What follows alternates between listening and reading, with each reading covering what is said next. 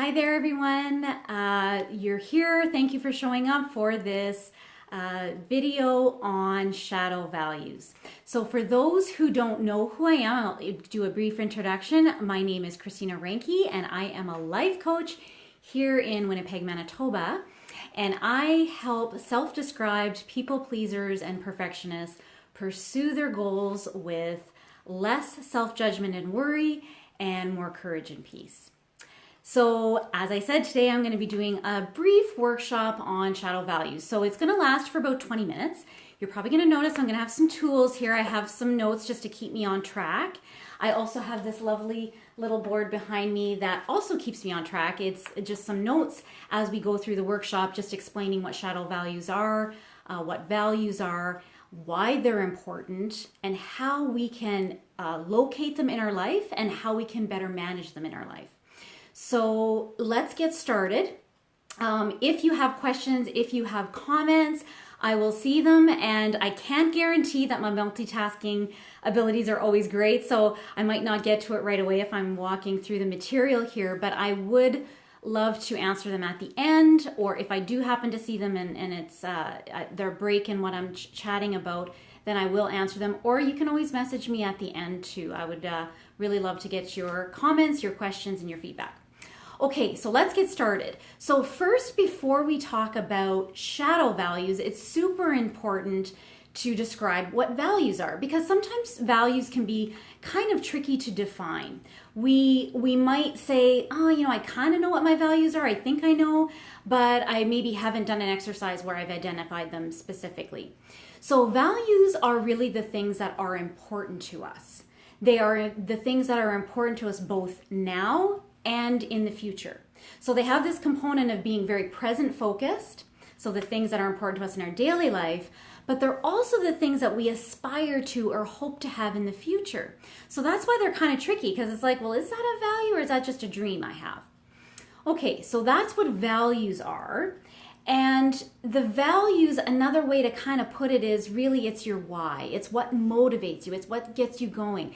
It helps you prioritize the things in your life, and it sets the direction for your goals.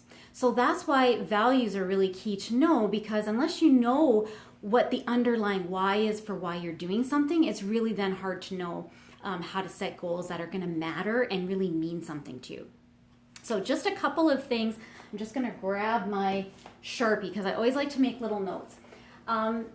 Values, so they're verbs, is another important way to describe them. They're very action oriented. So that means that there's something, again, we either are doing or we would like to do.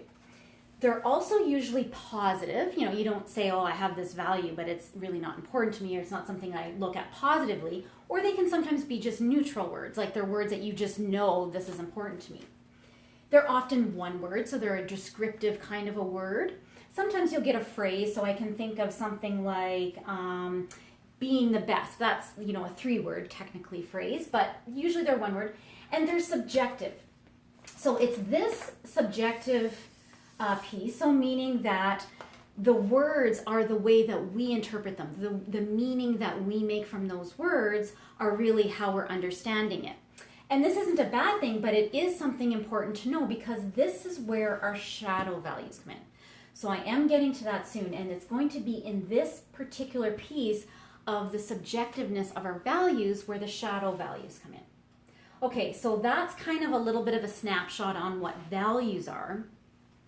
So I wanted to just point you to this little tool that I use. It's a great thing that I use in my workshops because it just helps organize your values. So if you're still kind of thinking like, yeah, I kind of know what my values might be, but I'm not sure, this is a great tool because it can, you can go and look in a thesaurus, or you can go and look in the dictionary, and you can kind of get a sense of the words that are important to you.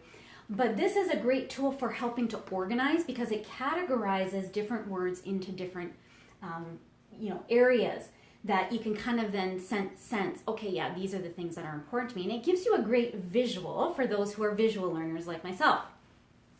So I just want to briefly go through some of these different areas. So the first one is the relating values. So these are words like acceptance, belonging, connection, communication.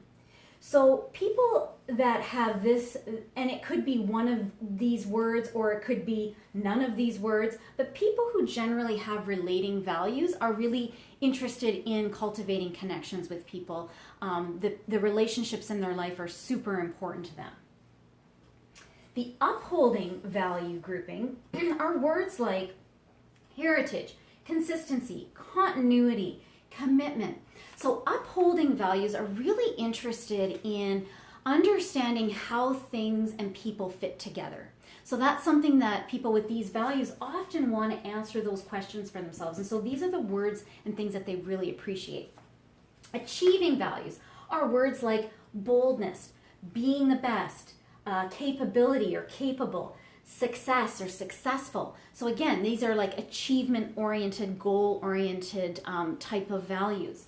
Then we have actualizing values. So these are values where the person really appreciates and is really invested in their lifestyle. It could be something like work-life balance, but really that they're interested in living out their life in a way that really accentuates who they are in their individuality.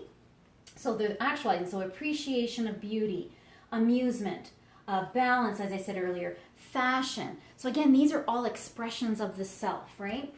And then these values, enlightening values, are really about values that are about learning and about knowledge acquisition. So they're things like wisdom, clarity, creativity, curiosity, knowledge, learning. So people with these values generally just love learning. They love to acquire new insights and new clarity about things.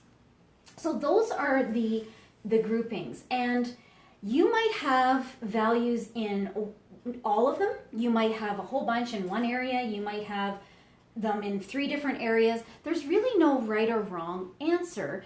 And you also might find that throughout your life course that those values have changed. Like maybe you would say, oh, when I was younger, this was really important to me, but it's not so much now. So that's the unique thing about values is they often shape shift, right? So and they can be in different categories. There's no right or wrong answer here. But it's just a framework to help you understand and see what words maybe resonate with you. Okay, so that key resonating piece is important because this is then where the shadow comes in. So shadow values are values that are in conflict or seem to be in conflict with one another. Okay, so how this shows up in our life often is that it can be, number one, we can experience conflict with another person. So for instance, I'll give you an example. So say you really value consistency or continuity, okay? But there's somebody else in your family who really loves getting curious about things and they love learning new things. They're always learning, never satisfied, with kind of the status quo. So you can see how this dynamic would create potentially some conflict because they're like, well, enough already. Like, just be happy with, the consistency and the status quo because that gives them security and feelings of that belonging. But the other person over here is like, no, I want to be curious. I want to keep investigating things. So that can create relationship conflict. The other way that shadow values shows up in our life is within our own self, the emotional expression, right? So we can be very reactive, especially when we're noticing, oh, this is a word that really means this to me, and we're noticing that a negative reaction is coming up. So maybe there's a disdain or a discomfort with a word, and you're like, I'm not so sure about that word. It seems like it's neutral, but I have negative connotations with it. And then the third way that the shadow shows up for us is in our own selves, right? So there's this idea that we have these mixed feelings within us. Again, going back to this example, like maybe you really value stability and security in your life, but you also are super curious about things and you want to kind of learn new things. Or maybe you really, having a sense of belonging is very important to you, but you also love amusement and love having fun, and so that sometimes takes you out of that belongingness of the groups that you're familiar with. And so within us, there can be that tension, that seeming conflict of, I'm not sure how those two values really are matching up in my life, because I kind of am uncomfortable with this one thing, or I'm not sure how I'm going to integrate it into my life. So those are the three ways that the shadow shows up. So it's in that uncomfortability within ourselves. It can be conflict within our relationships. And then it can be this emotional resonance or dissonance with, oh, I don't know about that word. I don't think I like that word. That word does not mean anything good to me. Okay? So why do we have these emotional responses? Why do we have this kind of sense or this conflict between us when these values are not lining up? Well, comes back to this subjectivity and the meaning that we often make from words in our life, because these words really do represent things to us, right? They represent experiences, and often it's childhood experiences we would have had. Maybe we were told a word was bad, or that reality that word conveys is kind of bad. Or maybe we were shamed or felt ashamed for having a certain value, having a certain need or desire or want for something. Or maybe we were blamed for, we acted on a value and somebody else didn't like it and they blamed us for that. So these experiences of shame, blame, really can impact how we view our shadow. And so what I would like to draw our attention to is, this is kind of a great tool to help us start unpacking what those words could be for us, and maybe what some of those emotions could be. So I'm going to give you an example from my own life. So for me, the word abundance was a shadow value for quite a while. On the face of it, the word abundance seems to be quite a positive word. You would think, oh, like, what would be wrong with that word? Well, I grew up in a lower income family. So for me, my parents did a great job of, making sure our needs were met and food was always on the table, but we didn't have a lot left over at the end of the month. And so for me, the word abundance just was a word that I thought, this is for somebody else. This is for a different family or a different person. I couldn't even imagine what abundance looked like. Having extra, that's kind of what the word abundance meant to me. So again, that was my subjective meaning that I made from that word and from what I could see around me and my experiences. And so I carried that into my adulthood. And I've had to really wrestle with that word, and I've had to recognize that it is a shadow value. And now I would say it's one of my top 5 values that I really hold dearly. This word of abundance, I've kind of reclaimed it in my life. But it's this process of reclaiming in which we find out what our shadow values are. And it can be a difficult process, but we're going to talk a little bit more about this process as we go. But I just wanted to share, that is really one example from my own life. And I hear from my clients all the time, words that you would think, oh, this is a really positive word. Again, another example could be the word recognition. So that might be something someone has a positive association with. Maybe growing up, they gained recognition for what they had achieved, and they really felt validated and really felt great about that.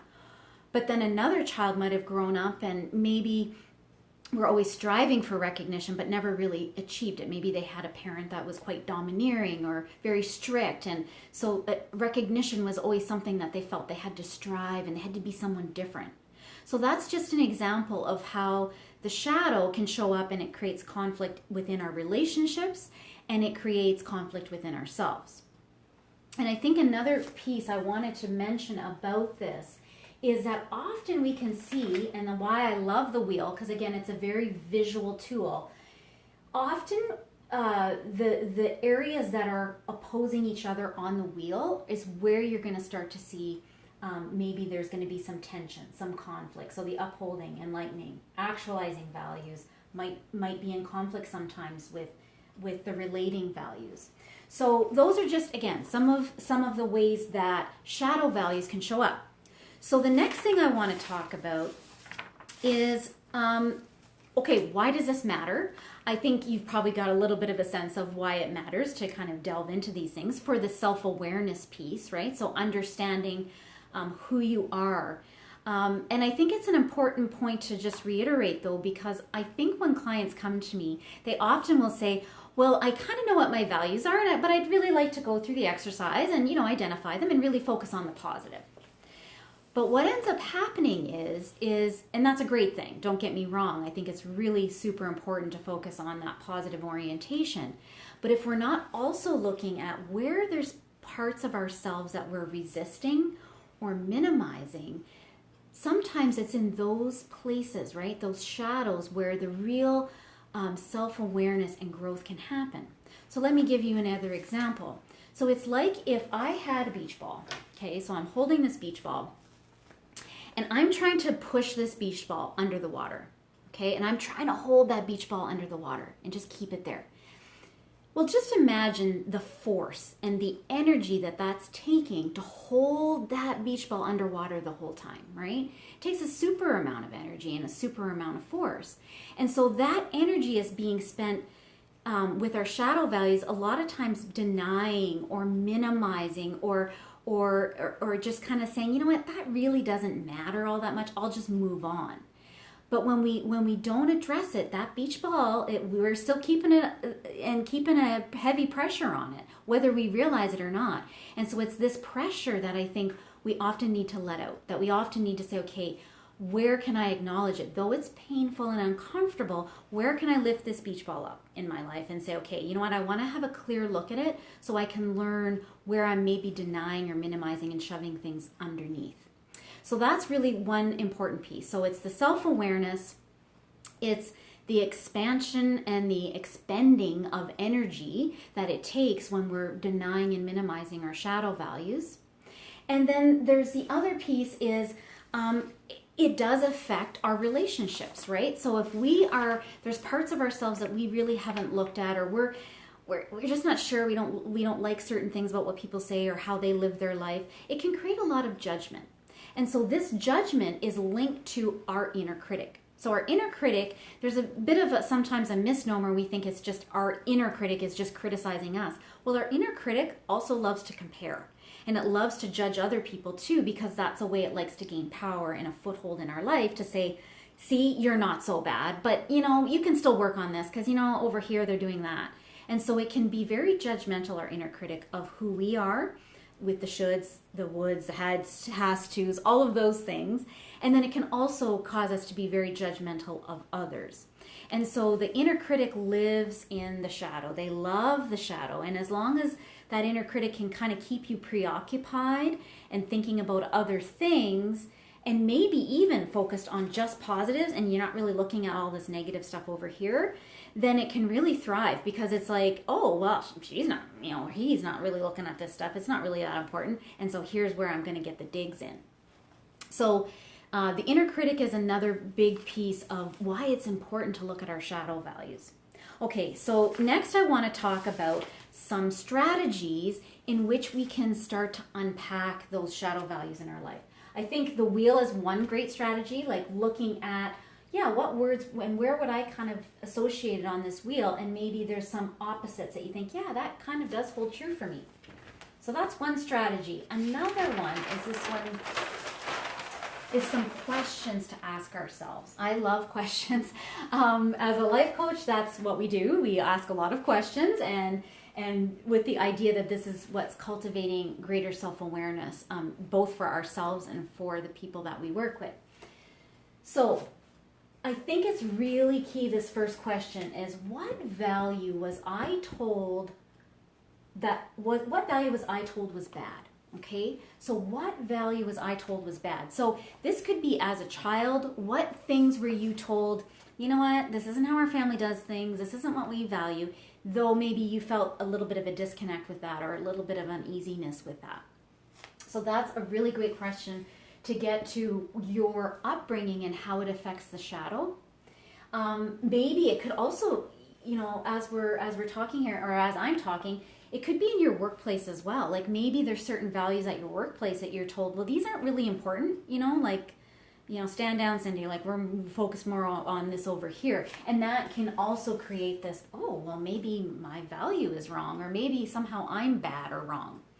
That's where this helps to ask this question. The second question is, what value have I secretly wished for but denied? Okay, so sometimes when I'm going through this values exercise with people, it really helps to go through the list and say, what words almost create this longing in you? So for me, it was abundance, right? It was a word that I kind of didn't like, but it was a word that I kind of thought, you know what, like I would love to have abundance in my life. I don't know what that looks like, but I would love to have it. And so this was a value that I secretly wished for, but I kind of denied. So it was like that beach ball where I was just kind of pushing that under and just saying, you know, it doesn't really matter. That's for other people. I'll just focus on this thing over here. The third question to kind of help unpack what those shadow values might be is, what value has created conflict in my relationships? Okay, so again, I feel like I'm repeating myself, but it's kind of worth repeating, is what are some values that you're noticing there's a bit of a rub with other people? So things like, and let's use a different example. Okay, boldness. Let's look at this one.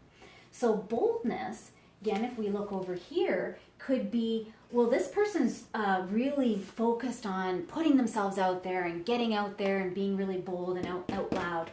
Whereas maybe someone else is thinking, you know what, I really want to acquire some wisdom or some clarity. Like I kind of learn by taking my time. I don't really want to put myself out there too quickly. And so that's creating a bit of a shadow, right? And a bit of a conflict, because it's like, well, I don't really like how they're approaching things, and this is how I would rather approach things. So there we have a conflict in the relationship.